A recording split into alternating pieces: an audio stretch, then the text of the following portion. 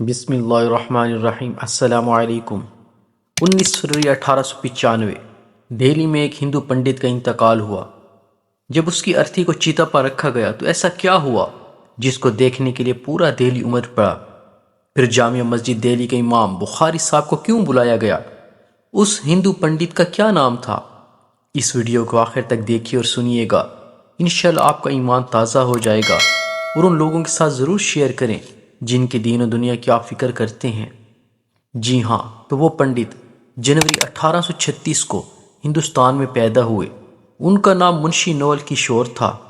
تعلیم کا آغاز مکتب میں فارسی اور اردو پڑھ کر کیا۔ ان کے جوانی کے دنوں میں لاہور سے اخبار کوہ نور نکلتا تھا، جس میں ان کے مضامین اس قدر مقبول ہوئے کہ اس اخبار کے مدیر نے انہیں لاہور آ کر اخبار میں کام کرنے کی دعوت دی، جو کہ نول کشور نے قبول کر لی۔ 1857 کے فسادات کے بعد منشی نول نے 1858 میں ایک چھوٹی سی کوٹھڑی میں اپنا چھاپا خانہ قائم کیا، جس کی مدد سے ہندوستان کے ثقافتی ورثے کو محفوظ کر دیا، ورنہ خدشہ تھا کہ کہیں یہ ذخیرہ ہمیشہ کے لیے ضائع نہ ہو جائے۔ ہندو ہونے کے باوجود نول نے کئی اہم اسلامی کتابیں، قرآن کی تفاسیر کے مجموعے اور فقہ کی کتابیں بھی شائع کیں۔ پھر کچھ عرصہ بعد باقاعدہ قرآن کی اشاعت و طباعت کا کام شروع کر دیا۔ اس سلسلے میں انہوں نے لاہور سے نامور حفاظ کرام کو اکٹھا کیا اور زیادہ معاوضے پر ان کو نوکری پر رکھ لیا۔ ادارے کا وہ حصہ جہاں قرآن پاک کی اشاعت و طباعت ہوتی، وہاں نول کشور سمیت کسی کو جوتوں کے ساتھ جانے کی اجازت نہ تھی۔ احترام قرآن کا یہ عالم تھا کہ 2 ملازم صرف اس کام کے لیے رکھے کہ وہ صرف ادارے کے کمروں میں چکر لگایا کرتے کہ کہیں قرآن پاک کا کوئی ٹکڑا نہ پڑا ہوا ہو۔ اگر کہیں کوئی ٹکڑا مل جاتا تو وہ ان کو اکٹھا کر کے احترام سے زمین میں دفنا دیا کرتے۔ منشی کشور اکثر قرآن کی خوبصورتی اور حکمت کے بارے میں بات کرتے، جو کہ مذہبی حدود سے بالا تر ہوتی۔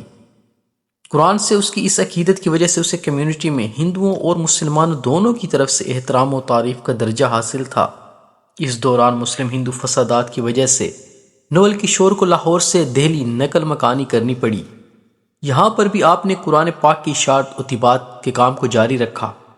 اس کے ادارے نے کافی ترقی کی اور مقدس متن کو بے شمار گھروں اور دلوں تک پھیلا دیا، لیکن تمام چیزوں کی طرح وقت نے اپنا اثر لیا اور نول کشور جی بوڑھے ہو گئے، اور پھر 19 فروری 1895 کو اس دار فانی سے رخصت ہوئے۔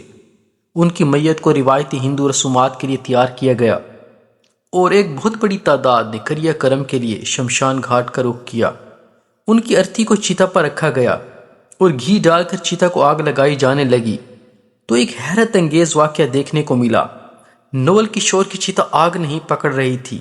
یہ ایک ناممکن اور ناقابل یقین واقعہ تھا۔ مزید گھی ڈالا گیا لیکن بے سود۔ جلدی یہ خبر جنگل کی آگ کی طرح پورے دہلی میں پھیل گئی اور لوگوں کا ہجوم شمشان گھاٹ میں جمع ہونے لگا۔ لوگ اپنی آنکھوں سے دیکھ رہے تھے اور حیران و پریشان تھے کہ یہ کیا ماجرا ہے۔ یہ خبر جامع مسجد دہلی کے امام بخاری صاحب تک پہنچی، جو کہ منشی نول کشور جی کے بہت اچھے دوست تھے، تو وہ بھی شمشان گھاٹ پہنچ گئے۔ بخاری صاحب نے وہاں موجود پنڈت سے کہا، آپ جتنا بھی گھی ڈالیں اس کی چیتا کو آگ نہیں لگ سکے گی۔ قرآن پاک کے لیے جو اس کے دل میں محبت اور احترام تھا، شاید وہ اللہ رب العزت کو پسند آ گیا۔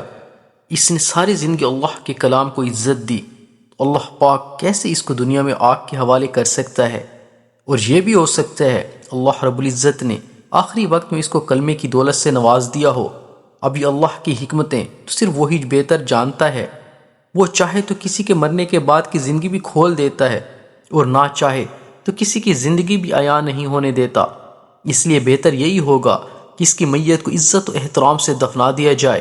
چنانچہ امام صاحب کی بات پر عمل کرتے ہوئے نول کشور کی میت کو شمشان گھاٹ میں ہی دفنا دیا گیا۔ یہ تاریخ کا پہلا واقعہ تھا کہ کسی ہندو کی چیتا کو آگ نہ لگنے کی وجہ سے دفنایا گیا۔ ناظرین و سامعین، جو رب قرآن کا احترام کرنے والوں کو اس طرح نواز سکتا ہے، وہ رب قرآن کو محبت کے ساتھ پڑھنے والوں کو کیا کیا نہیں نوازے گا۔ اللہ رب العزت سے دعا ہے کہ ہمیں بھی صحیح معنوں میں قرآن سے محبت اور اس پر عمل کرنے کی توفیق عطا فرمائے۔ آمین یا رب العالمین۔ چاند تاروں کی شان جمالی میں تو، چاند